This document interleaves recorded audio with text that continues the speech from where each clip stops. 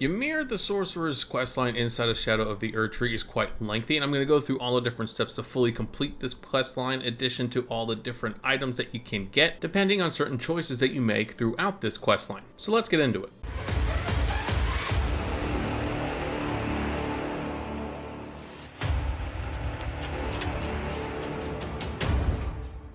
You of course first need to make it to the location where you interact with Ymir for the very first time. To do that, you need to start at the Morth Ruins location site of Grace, and from here you need to follow the pathing that I'm showing you directly, because you have to go through a certain tunnel system underneath these ruins, and it spits you out into a different location entirely. Now the path itself that you have to take is very straightforward, but you are going to come across a couple different enemies that have projectiles at you, so just keep that in mind as you're going through this area. You will eventually come across a single room with a single ladder that goes up for a long time. This is actually going to spit you out at a brand new site of Grace and a brand new location. This brand new location is going to be called Bonnie Village and the Bonnie Village side of Grace. Now from here it's very straightforward. So from Bonnie Village you'll see two bridges that you need to cross. Simply cross those two bridges and you'll be able to go up the hillside where you're going to come across one of those giant fire golems. You can easily run past it. You'll also come across Rabbit's Rise, but you'll want to make your way to the Cathedral of Manus Mayor. This cathedral looks amazing the first time you show up to it. It's a beautiful location, and so it's very hard to miss that you actually have to go here, and it's very clear that you'll have a quest line associated with this area. As soon as you enter the cathedral for the first time, you'll find a site of Grace, a door that opens up to a larger area of the cathedral, and on this throne you'll find Ymir himself. He'll go through the normal spiel of introducing himself and what he really stands for, and then he'll finally give you a gift. This gift is a very key quest item, the Hole Laden Necklace, and also a ruins map that shows you the first location that you have to go to. But before you leave, make sure you talk to the sorcerer once again, and you'll be able to actually buy certain sorceries from him. Now they're not really all that crazy sorceries, they're main glintstone sorceries, but keep this shop in mind because as you progress this questline, you'll get very particular, very unique new sorceries. Getting back to the task at hand, I recommend you get to the Cerulean Coast Cross site of Grace, because this is going to be your closest Grace to actually getting to the next area before you actually get there, if that makes any sense. In short, follow the pathing that I'm showing you from this particular site of Grace. It's not that difficult. You'll come across a bunch of different hands, and you'll eventually jump into a very particular location that'll be hard to miss. Make sure when you are running across the coast, you don't go too far into the ocean. You will die from this, of course. I've done this a couple times accidentally, and also make sure for the underground giant hands that will spring up and attack you if given the chance. Thankfully, when you do finally get to this particular location, you'll be introduced to the area with one of those introduction titles that you normally get when you go into a new area, and a brand new site of Grace will be there to greet you. From the side of Grace, you'll be able to see this giant valley with a lot of fingers, and in the middle you'll see this weird looking peak that will end up actually being a finger held upside down that you need to blow like a whistle. That is a very particular sentence I never thought I would have to say in my entire life. Nonetheless, interact with this finger and you will actually be granted a medallion once you finish up blowing the whistle. This new talisman is called the Crimson Seed Talisman +1. You may have already guessed what this does, but if you want to take a look at it before you go on this entire quest line, it basically boosts the power of your healing flasks, and there's a pretty clear difference when you equip this. Now that you have blown the whistle, make your way back to Cathedral and back to Ymir to talk with him once again. He'll start going through a lot more dialogue per usual, and then he will actually give you a new item and a new map to go and search for another location. We'll go into details about the new map location here in just a second, but what I want to focus on a little bit is the brand new talisman that it gives you called Beloved Stardust. This new talisman is extremely powerful, especially for a sorcerer or use a lot of incantations, because it shortens your casting speed for both of those things and is really powerful. The only drawdown is that you do take more damage, but if you're at a distance, it doesn't matter that much. At this point, you can also buy brand new sorceries from Ymir in his store called Glintstone Nail and Glintstone Nails respectively. You'll see these attacks come from the monsters that you interact with at the very first location we were just coming from. Now to get to the second location, you do have to enter into the Shadow Keep, so I'm going to give you a little bit of a warning. If you don't want to progress some of the other NPC storylines, do not go to this location just yet. Do this questline a little bit later on in your progression of the Shadow of the Erdtree DLC, because as soon as you get to the front of the Shadow Keep, something will occur that will force the progression of all the other NPCs, just a fair warning. Now that being said, I am not 100% sure if this activates when you go around the back of the actual Shadow Keep. I know it activates as soon as you go through the entrance of the Shadow Keep, so I'm showing you a pathing that I have used to get to the back of this location, and I highly recommend that you follow this pathing as well, just to make sure that you get to the exact location that I'm trying to get to you, because when you do enter into the Shadow Keep, if you have not been there before, it is a giant maze, particularly the location that we're going through next. Now the side of Grace I showed you just a minute ago was the location that you need to start this from, the Church District entrance, which is just north through a tunnel of the cathedral itself, so it's very easy to find. From there, of course, follow the pathing as best as you possibly can until you get to the next site of grace after a giant elevator, which will basically give you a key point to rest at. Now, this next set of pathing can be very difficult to follow, so I'm honestly going to stop talking for a little bit, let the music play so you guys can stop and start this particular set of pathing as much as you want, so it helps you out as much as possible. So I'll talk to you in a little bit.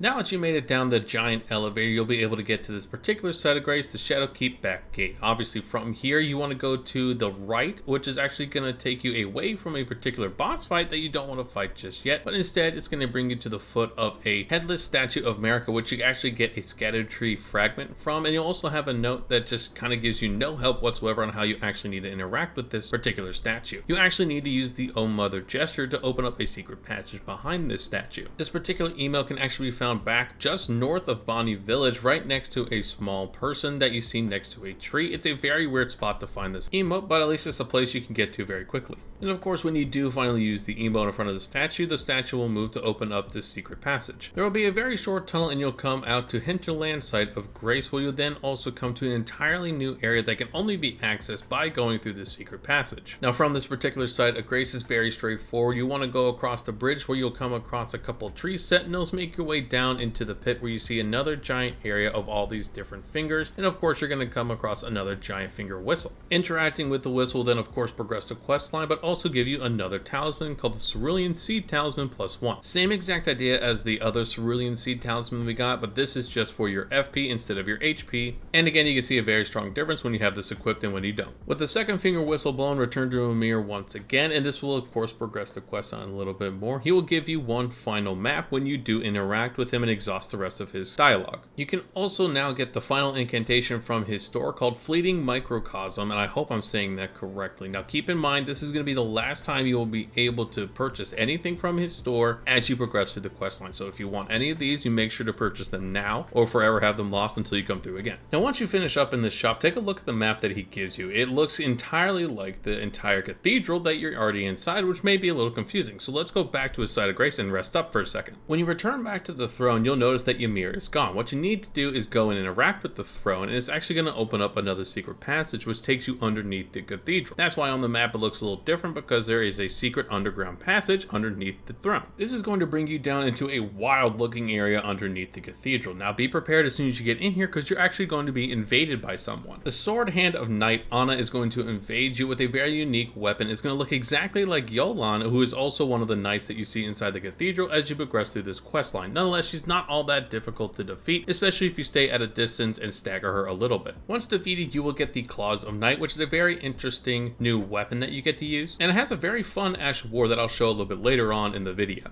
After defeating Anna, make your way up the hill and you'll see another finger whistle that you need to blow that will take you to a very particular location where you're going to actually end up fighting a Remembrance Boss. So I won't try and spoil this for you, but just know that you do have to go to this particular location and defeat this boss to progress the questline. Now that you defeated the Remembrance Boss, make your way back to the Cathedral and interact with the throne once again. You'll actually be invaded by Swordhand of Knight Jolan. Just like her sister Anna, she is not that difficult to fight, but keep in mind that she does have a very particular katana that has an awesome Ash of War that she will more than happily use against you and deal a lot of damage at once. Once you have defeated her, she will disappear and you will unfortunately get no additional rewards from her just yet. That will be after you go and fight the brand new person that's showing up again to fight you right after you defeat her, which is actually Count Ymir. He is being summoned as another invader as well, right next to the throne, and he'll be using a lot of different finger incantations, which is very interesting to say as well. Another sentence I never thought I'd be using. He will end up being your easiest fight of this entire questline by far, and when you do defeat him, just like some of the other people you end up defeating inside of this questline, he will drop his entire set along with some really good stuff like his bell bearing and the maternal staff, which I'll talk a little bit more at the end of this video because we have one last thing we need to do to complete this questline. Rest up at the nearby site of Grace again and return to where you usually see Jolan standing next to her pillar. She is now on the ground very close to death. Once you start talking to her, she'll actually ask you for some help and you will eventually be given some options depending on different items that you already have in your inventory. For me, I only had one of these items called the Iris of Occultation, or at least I think I'm saying that correctly. You can also give her the Iris of Grace. To allow you to have both of the options available when you go through this quest line, you can get the Iris of Occultation inside of the Fort of Reprimand, which is to the south, kind of in the central area of this entire Shadow of the Erdtree map. Through the main gate, you'll actually come across a courtyard where you'll see a well-looking location. Jump into this well, turn around, and you'll see an entire pit full of bodies, which is very disturbing. Now, when you actually jump inside this pit to the left, or just behind the wall, you'll see one of the Omen Killers, and you're gonna have to defeat him to actually get this Iris of Occultation. This is one of two locations that I know of for the Iris of Occultation. Another one is inside the Shadow Keep when you progress the main storyline a little bit in that entire Shadow Keep, but this one is by far easier to get than the other one. Another one of the locations for an Iris of Grace is also found inside of Shadow Keep. I believe there are two different Iris of Graces. This one you can actually come across as you go through this entire location, making your way to the secret entrance behind the statue of Marka that we use the Oh Mother emote in front of. Nonetheless, from that location, follow the pathing I'm showing you to go underneath the castle just a little bit. As you follow this pathing, you will eventually come across a giant room filled with jars and people that are being stuffed into jars. At the end of one of the corners of this room, you will see a purple item. Pick up this purple item and it will actually be the Iris of Grace that you're looking for. So once again, when you actually interact with Jolan, you will be given these two different options. The Iris of Grace will actually give you a summon of Jolan that you can use and upgrade later on to having Jolan and Anna, but that is an entirely separate video. I did not choose this ending, but it is one of the strongest summons you can get inside the game currently. I did have the Iris of Occultation as I was showing earlier in this video, which actually when you give it to her will give you her sword, the Sword of Night, which I'll be showing you the Ash of War, which is amazing in just a quick second. After speaking to Jolan, you'll want to make your way outside to the right where you're going to see a graveyard, and a very particular small grave is going to have this particular incantation, which was used by Ymir in your fight against him. It's a strong defensive spell and definitely worth looking into and using if you want to use these finger incantations and spells. You have now finally completed the entire Ymir questline, gotten all the loot that you could possibly get with at least an instance of one of two Jolan's ending rewards. You have the entire High Priest outfit as you see here. You also have Ymir's staff, which helps with finger spells and incantation strength. You also have the claws that Anna was using when she invaded you, and depending on the ending, you also have the Sword of Night, which is an amazing katana in my opinion. Or you have the Jolan Spirit Summon, which again can be moved into Jolan and Anna when you go to a particular location. There are several guides around this, and I plan on doing one once I have this unlocked myself. For those curious about the Ash of War for the Sword of Night, this is the charged up version of the attack. As you can see, it looks very similar to Rivers of Blood, but it's just an entire knight, an entire dark slashing weapon. You can also have the claws that you got from Anna, which has a really cool shooting ability in Ash of War. It's the same exact move that she used against you a little bit when you fought her down underneath the cathedral. Also a lot of fun to use. Not as strong as the Sword of Night in my opinion, but still fun. Here are also the stats for the maternal staff at its base form. It's a very strong one in my opinion. Depending if you want to go and use finger sorceries, I think it would be very strong to go and try to do an entire playthrough with them, mainly because there are a lot of unique ones that you can use that are strong. And finally, here's another quick look at all the different sorceries you can get from Ymir. You get the Glintstone Nail, which is used by a bunch of different finger monsters at the two different finger locations, along with the Glintstone Nails plural. You also get the Fleeting Microcosm spell, which is a fantastic one used by the Remembrance Boss boss you fight, and of course the cherishing fingers, which we covered a little bit earlier. Now this was a little bit longer video than I normally do on my channel, but I wanted to make sure that you got every little detail about this entire quest line, because there are a lot of small details that you can easily miss and easily change up your entire ending to this quest line and some of the rewards you get from it. In the end, I do hope you guys found this location guide, a walkthrough guide of this entire quest line, very helpful. If you did, make sure to hit the like and subscribe buttons down below so I know that you did. Let me know down in the comments your favorite reward that you're gonna get or have gotten from this quest line in the comments down below. Once again, I hope you guys did find this helpful.